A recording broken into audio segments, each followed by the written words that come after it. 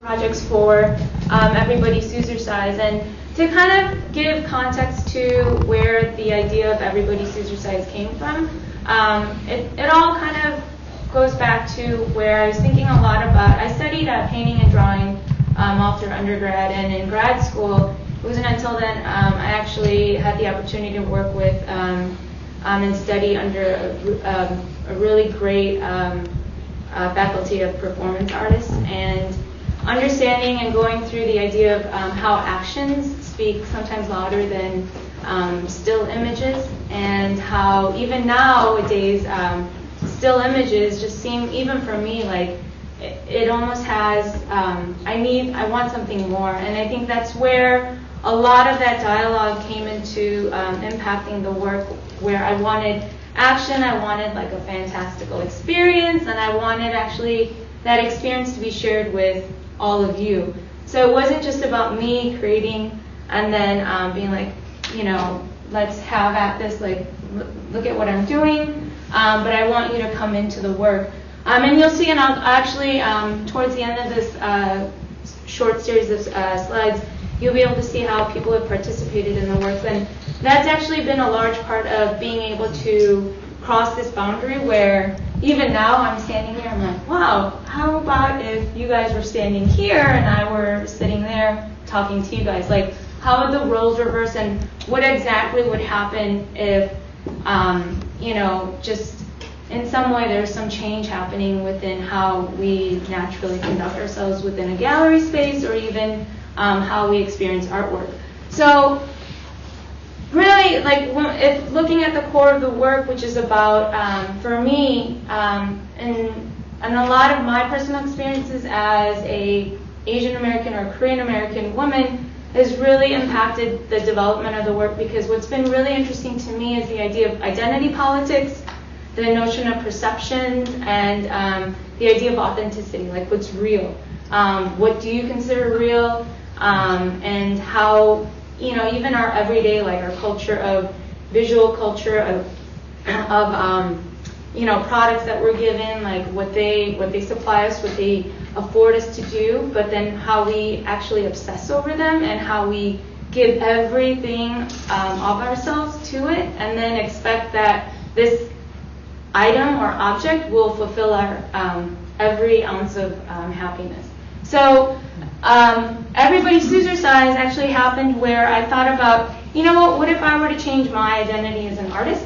What if I weren't to be Susan Lee Chun, but if I were to say, just in the same vein of how corporations function, like they'll change their name or their logo, and then all of a sudden you're like, oh, I didn't even remember that that was them back in the day, because I've been constantly inundated with images of, you know, who this or whatever this new product may be, or company, and kind of modeling myself after a corporate entity. I converted myself as me, and me, as the Suze. So the Suze together, we came up with this idea, or I did, actually.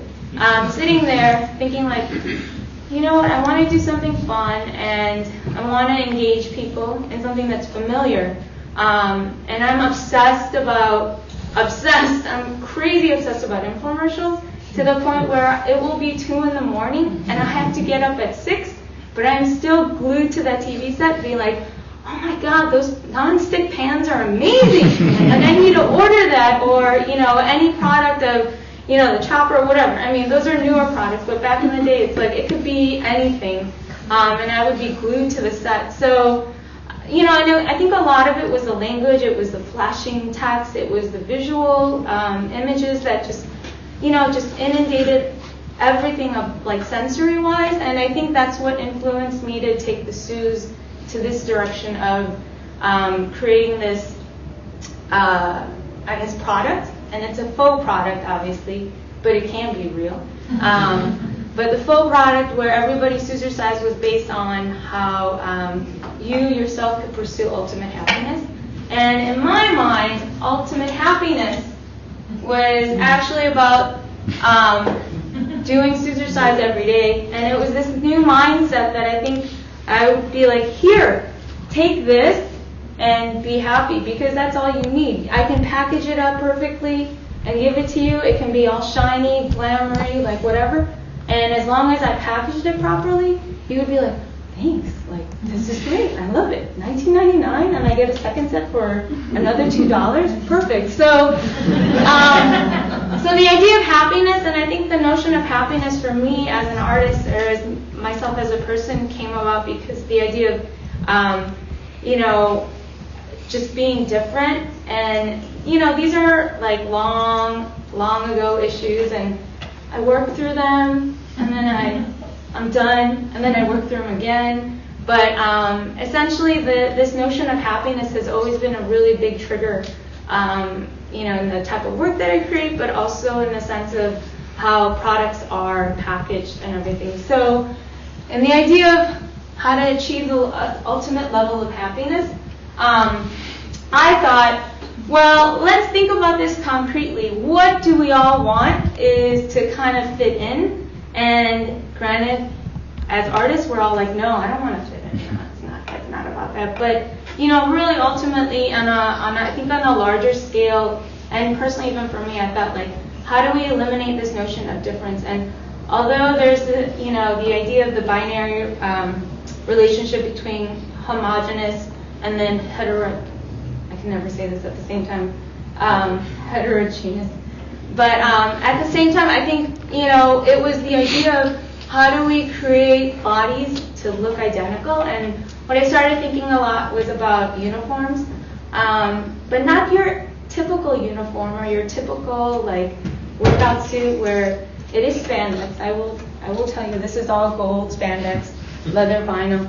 And I thought that was the appealing part of how to take a material that already exists and then also give it a different visual appearance to it and making it a little bit more slick and appealing to today.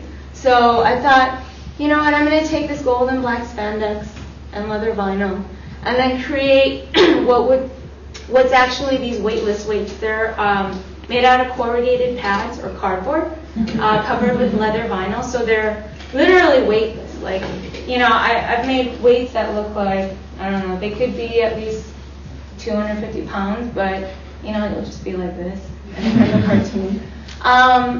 And I think a part of that, too, is like the humor and the idea of taking a group of people and eliminating their identity or trying to disguise their identity, individuality, and making them all into the same group was what would idealistically make, people a little bit more happy.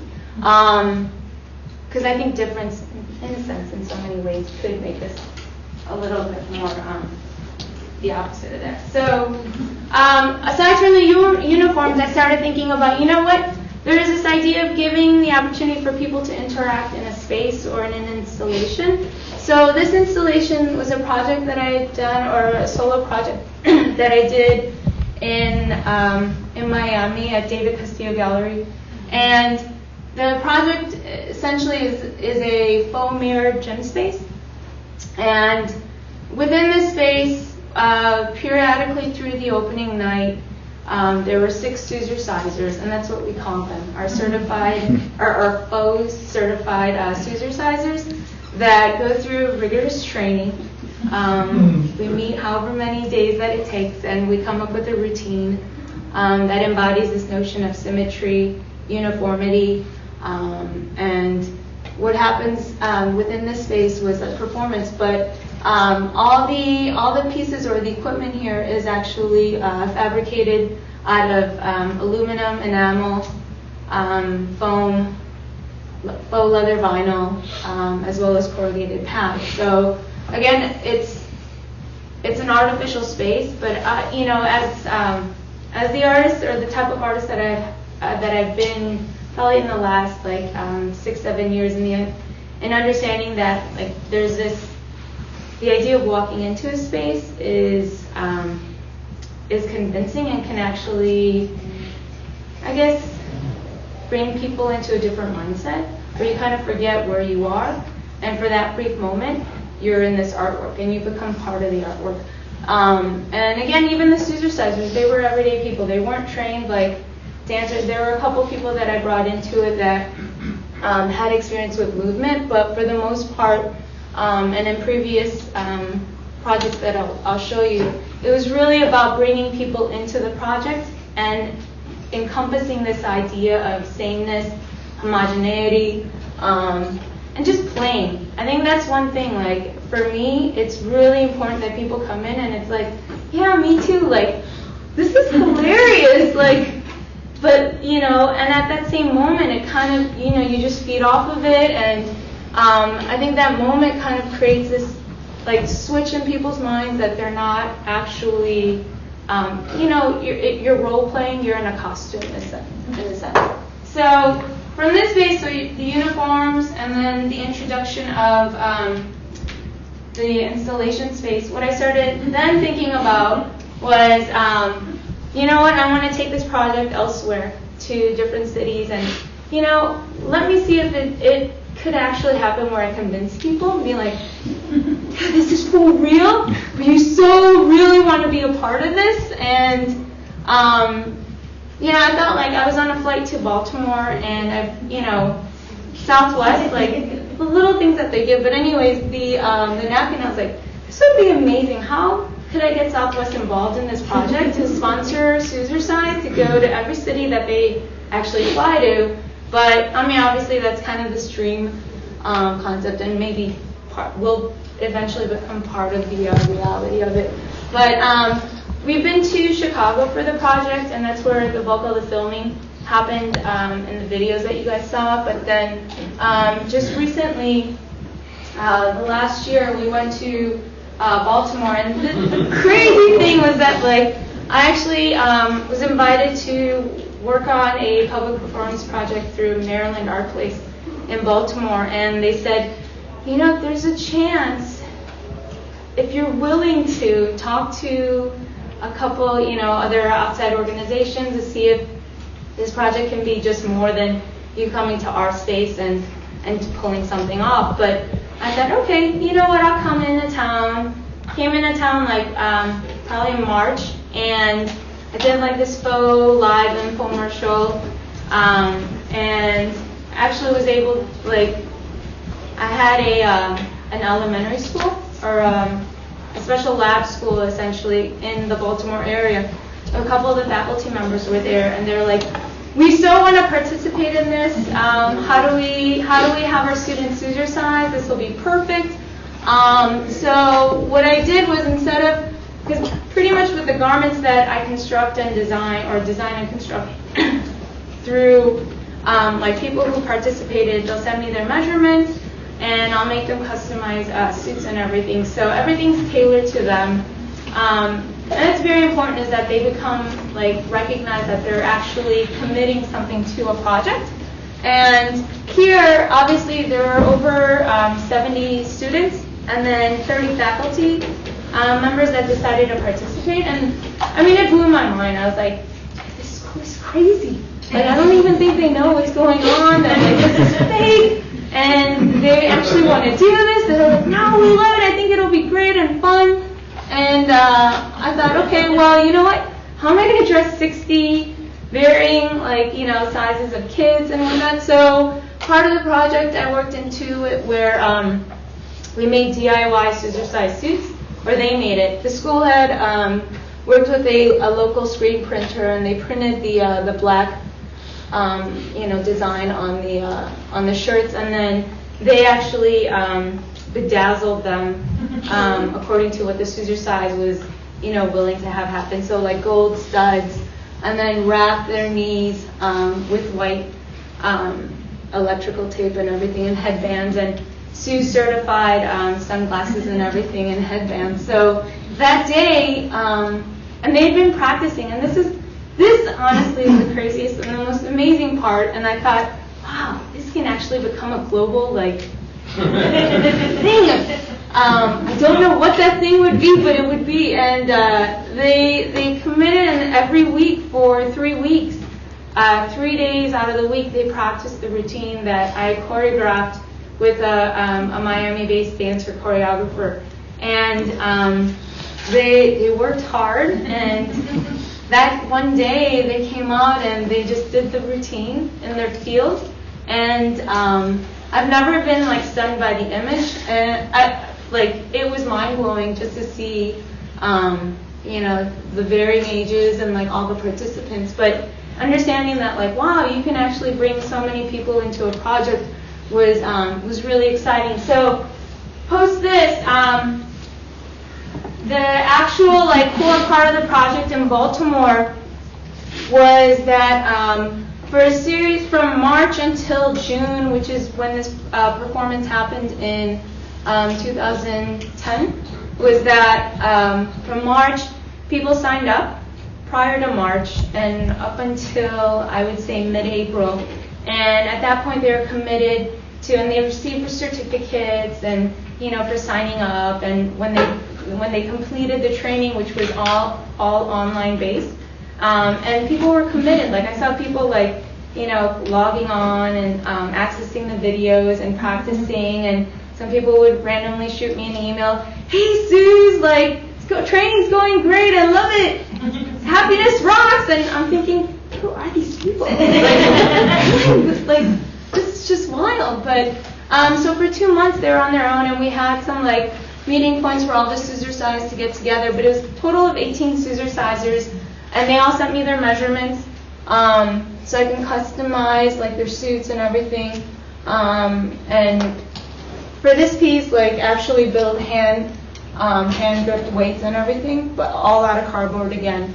But the performance happened, and it was public place. Like we walked through the city in the downtown area to this specific site, and it was intense. Like people would just start driving, and they would be like, "Really? Like black and gold? What is that?" And you know, like the performance happened, and you know, in so many ways, I think now we're kind of almost used to things happening in public because of, you know, thanks to like a lot of flash mob type of impromptu performances. But you know, I think we as people are just getting a little bit more exposure to performance art or performance types of work in the public arena, that it was almost like, oh, people were like, oh, cool, like people working out in gold and black spandex. But for the most part, all of this footage and everything, even with the students doing Everybody Suzercise at their school,